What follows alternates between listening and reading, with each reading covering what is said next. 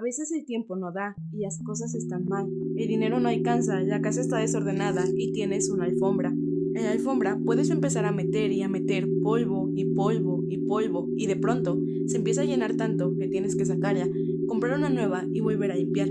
Tal vez nunca lo hagas porque jamás tendrás tiempo, dinero o simplemente no quieres hacerlo. Pero una vez que los muebles se deterioran, una vez que tu cocina ya no sirve, una vez que dejaste todo para el último momento, ya no hay dinero para invertir en nuevos muebles y la alfombra nueva se llenó de polvo. ¿Qué vamos a hacer? ¿Comprar una alfombra más grande y tapizar toda la casa? Es la lógica que hemos venido viendo en México desde que el mundial empezó. Algo curioso a mencionar dado que se nos advirtió hace 8 años, pero seamos honestos, la infraestructura económica de este país no daba para más. Y puesto que mucha gente está feliz por la llegada de este movimiento turístico tan grande y supuestamente benéfico para nosotros, la realidad es otra. Solamente terminará beneficiando a los que están más arriba, dejando al pueblo sin nada, con una casa llena de alfombras. Puede sonar quejumbroso, sin duda todos hemos estado viendo el deterioro en el proceso de estas últimas semanas. No soy una aficionada del fútbol para ser sincera, y en general respeto todos los deportes. Sin embargo, esto no es una crítica hacia el fútbol, sino una crítica a los organizadores y a los políticos déspotas y poco considerados, por decir algo leve, que no están pensando en el pueblo en sí, sino en el disfrute de quienes vienen de fuera, y, obviamente, en su propio beneficio, maquillan un cadáver que lleva podrido varios años. No es nada nuevo, no estoy descubriendo el hilo negro, pero esto tiene un nombre, las villas Potemkin. Es un término que se inventó en Rusia, la historia más bien una leyenda, nos habla de Grigori Potemkin, quien, en 1783, para impresionar a Catalina la Grande, tomó un montón de público contratado, elegante, gracioso y feliz, y lo puso en pueblos falsos a la orilla de un río, para que cuando Catalina pasara por ahí pensara, ¡wow, qué hermosa idea! Luego lo retiraban y llevaban rápidamente al siguiente sitio, dejando igual de inhóspito el lugar por donde acababan de pasar. Eso es lo que pasa con México. La joyotización, la apuesta de dinero en proyectos que se pagaron y ni siquiera se acabaron, es ridículo. Solamente piensen en el metro, que es de uso cotidiano. Si no lo supiéramos mejor, podríamos decir que es una burla. México, sin el mexicano. La gente ya ni siquiera puede pasar por ahí. Estamos viviendo en un estado perpetuo de Potemkin. Somos una villa fantasma que solamente está ahí para satisfacer la vista de los otros, que si tenemos suerte voltearán unos segundos para luego regresar a lo suyo. Podemos ponernos a quejar y enumerar la cantidad abochornante de cosas que se han hecho en los últimos meses.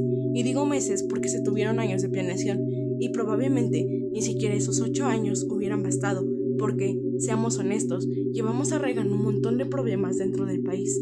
Sin embargo, esta vez fue probablemente la gota que derramó el 100º vaso. Ya llevamos muchos, la vajilla completa ya está derramada. Con eso en mente, no podemos negar que tenemos un montón de problemas y no se van a solucionar tapándolos con un par de pancartas, adornos bonitos o proyectos. ¿Saben qué es lo peor?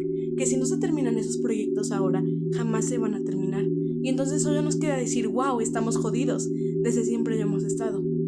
Creo que el problema son las personas que nos llevan y nunca nos han sabido llevar. Somos un país grandioso, diverso y con tanto potencial. Nuestra cultura es muy rica. Toda esta necesidad de impresionar al externo viene desde hace muchos años. Es difícil definirlo, probablemente desde la llegada de los conquistadores en esta narrativa de humillación que se nos enseña en la primaria desde el inicio. Probablemente mucha gente está molesta con estos cambios, pero todo esto viene arraigado de algo más profundo, que es nuestra propia falta de estima y dignidad. Estamos profundamente heridos por la autopercepción de nuestro país, porque mucha gente piensa en sus orígenes y en su historia con vergüenza. Es esta vergüenza la que te lleva a hacerte muchísimo más grande ante una fiera que ni siquiera te considera rival. Entonces, caemos en este tipo de actos desesperados y no solamente nos vamos a las villas Potemkin, esta narrativa que ha llevado nuestra presidenta y gobiernos anteriores, sino algo muchísimo más cercano. ¿Cuántos videos no vemos hoy en día de extranjero reacciona a X cosa de México, extranjero visita México por primera vez, extranjero vive de México? Genuinamente, ¿por qué? ¿Por qué hacemos rico este tipo de contenido? ¿Disfrutamos que alguien de afuera pueda venir y darnos unas palmaditas en la espalda? Este contenido apela a la parte más herida del propio mexicano, que es ese rechazo que tiene sobre sí mismo. El que alguien de afuera, los más grandes, te crean un chingón, alimenta un ego falso que se va llenando de forma despreciable. Tantas manifestaciones, tanta gente y nadie los está escuchando. Deciden poner algo encima de ellos y deciden caricaturizar nuestra propia cultura. Ahí está otro punto. Creer que todo está bien, que el mexicano solamente es un medio de consumo. Es esa mirada nihilista, divertida, colorida y feliz. Entiendo que el turismo es por consumo y es el consumo de otras culturas, pero realmente hay veces que hay que saber aceptar que no estamos en condiciones de recibir este tipo de visión. No debemos cerrarnos, sino tratar de sanar ese lado. Es un tema complejo porque viene desde hace muchos años. No entendemos nuestra historia y educación tampoco nos ha dado demasiado para entenderla. Mucha gente prefiere no verla porque aceptar la verdad es muy difícil, y mucho más cuando conoces la historia de los saqueos y de las mil cosas que se han hecho mal. Muchas personas recurren a pensar, ¿por qué vale la pena? ¿Por qué analizar? Tenemos el deber de analizar nuestra historia para poder estar en paz con nosotros mismos. El conocer de dónde vienen todas estas problemáticas nos da una clase de entendimiento que ninguna otra cosa jamás nos va a dar. La introspección sobre todas las cosas es importante todos los días de nuestra vida. Ahora mismo hablo desde la perspectiva de mi país. Sin embargo, la retrospectiva y la historia de todos en general es importante. Primero, entendernos a nosotros mismos. ¿Cuántos filósofos no han aclarado ya este punto de entiéndete a ti mismo? Es algo que escuchamos casi siempre, pero afortunadamente podemos saber que al llegar al entendimiento nos da la paz. Al menos a mí me la da. Sé que hablar de un caso particular no es una verdad general, pero quién sabe. Aunque mucha gente piense que no vale la pena ver las cosas a través de este lente, debemos comprender que conforme más investigamos y más vemos la realidad, podemos llegar a un estado de liberación.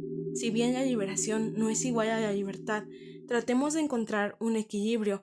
Vivir en la ignorancia es fácil, y no lo digo de forma despectiva. Mucha gente no tiene la oportunidad o las energías, y estar cegado es bastante tranquilo. Ser sedado toda tu vida es bastante tranquilo, pero a veces ya no basta vivir de esa manera. Hay que abrir los ojos y ser valientes.